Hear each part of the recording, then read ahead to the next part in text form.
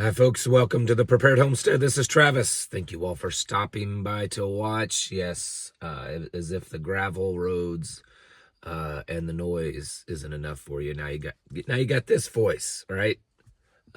Just did some fun stuff last night with the family, and kind of ended up with a voice like this. So, oh well, it'll pass. Another day of watching our country fall apart, right? I mean, to not sound too pessimistic, it is what it is, right? I mean, we're watching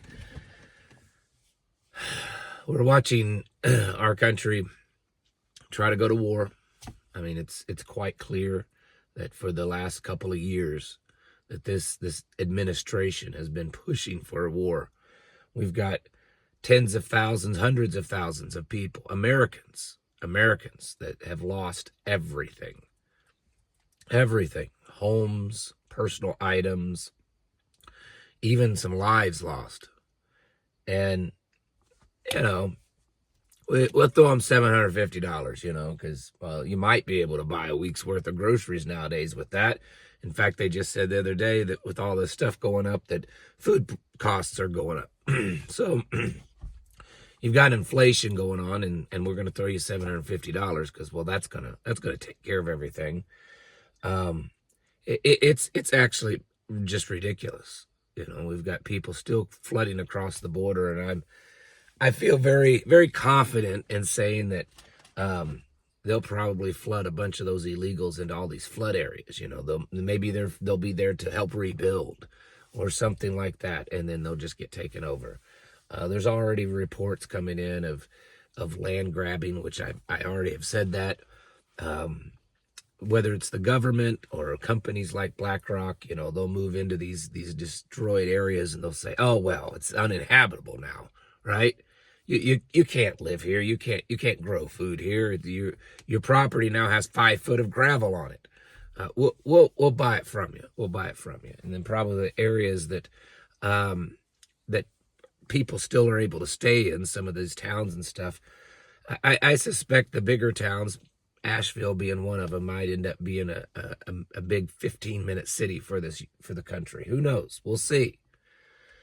But they have a plan, and we're really just along for the ride. And as far as I'm concerned, as much as it upsets everyone, the left and the right in this country right now, and when it comes to political parties and leadership and stuff, there's not a whole lot of difference, it seems, anymore.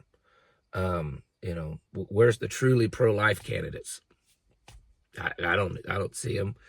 Where's the ones that want really small government? Where's the ones that want to not go to war? Okay, stop all these wars. We've got, just the other day, Donald Trump was encouraging Israel to strike Iran's nuclear sites, all kinds of stuff. We're watching this nation fall apart. And as discouraging and as depressing as that can be, you have to understand it's for a purpose. It's happening according to plan. Not just the globalists' plan, not just the World Economic Forum's Great Reset plan or the United Nations Agenda 2030 plan.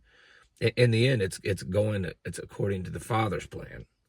And we have to trust in that. That's part of that faith, to know that these events are happening for a reason. And we have to, find our place in that. And a lot of that is continuing to spread his light in the world and continuing to endure to the end, but not losing faith, not losing hope. Yesterday we, without going into too much personal detail, as a group, as a congregation or whatever, we were studying his word, and we're talking about how we will go through adversity. There's a scripture there, Proverbs 17:17. It talks about how a brother is born out of adversity, or born because of adversity, and we have to stick together through all of this kind of stuff. If you've got your little tribe, your little mag, your circle of friends that's aware of what's going on, and you're gonna ride out this storm. You're gonna go through some adversity as individuals, as a group, as families. You husband and wives out there watching, you're going to go through adversity. But that's what will bring us together. It's going to do one of two things. It's going to rip us apart. It's going to bring us together. And we have to make sure through our faith and through our understanding that it brings us closer together. Think of the people that's gone through so much of the heartache in North, South Carolina, Georgia, Tennessee, other places. And there's another hurricane headed towards Florida right now. I think it's just a tropical depression or storm, but looks to be like another pretty serious hurricane hitting the southern parts of Florida. Those folks that are going through that right now, you are experiencing adversity on levels that you never imagined. And along this journey for you, it's going to be tough to stick together. Husbands and wives may find their breaking point. Children, may leave the home. Friends may break up. There's things that can happen. And because that's what adversity does. It could either make the best of times or the worst of times. And we have to be prepared for that, because we are facing true battles. And I'm not just talking the kind that you fight with guns and ammo. I'm talking about real battles in this world. And we have to be strong and ready for that. I hear all the time, unfortunately, I hear all the time of husbands leaving wives, wives leaving husbands, children moving away and turning their back on the parents and the family because of their beliefs and because it's too hard. They just want to be plugged into the matrix, right? They want to be just part of the normie crowd, and they just want to live a normal life and not be, worrying about what all is going on. This is going to continue to happen. And it's going to get worse than that. I mean, that's just, I think, the beginning stages. At some point, we're going to see true violence against believers. We're going to see this nation we live in turn against Christianity, turn against the Bible, turn against believers. I mean, it already has, but I'm talking about in ways that it, becomes dangerous and violent to those that believe.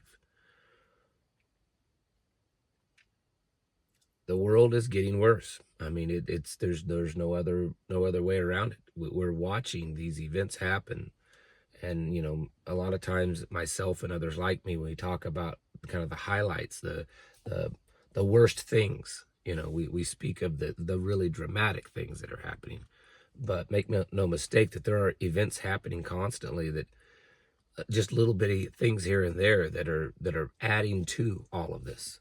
We're watching the end of times start to unfold right before our eyes. And we're going to face a lot. We're going to see a lot. We already have. There's always some new threat, some new danger, some new war, some new hatred right around the corner. And famine and disease, pestilence. It's all right there in the book. My one of my Bibles is here. Got another one over here. It's all right there in the book, right? And we're watching this stuff happen, and we have to. That's part of that preparedness that I talk about all the time. It's not just how many buckets of food do you have put away, and how much water do you have, and how much medical gear do you have, and the training that you have, and are you running on solar power, or do you collect rainwater, do you grow food, do you have any animals, chickens, sheep, whatever it is. It's not just those things. I mean, that's a big part of it, because as much as we want to focus sometimes just on the spiritual walk and the spiritual adversities and the spiritual warfare that we face, we are physical beings. So we have to have food, water, shelter, tend to our injuries and illnesses and all that kind of stuff. So that's why we have that stuff. That's why we focus on it. But in the end, we also have to be preparing our hearts in here, preparing our soul for the things that we will face. And we will face them. People are facing them. Some of you are facing those things right now. Difficulties and things that you may not be able to reckon in your mind of how to make things work. How are you going to get out of this? How are you going to fix this problem? How are you going to mend this relationship? This is the time that we live in. There's good things happening also. It also is wakening people up. It's also bringing people together.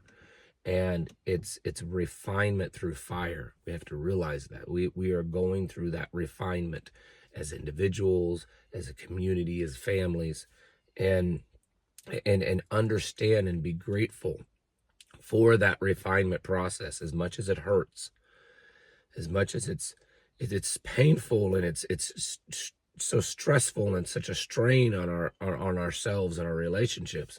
It's a refinement process, and it's going to make us a better, stronger person in the end. And we need that, because the things that we are yet to face, I'm afraid, are going to be quite great.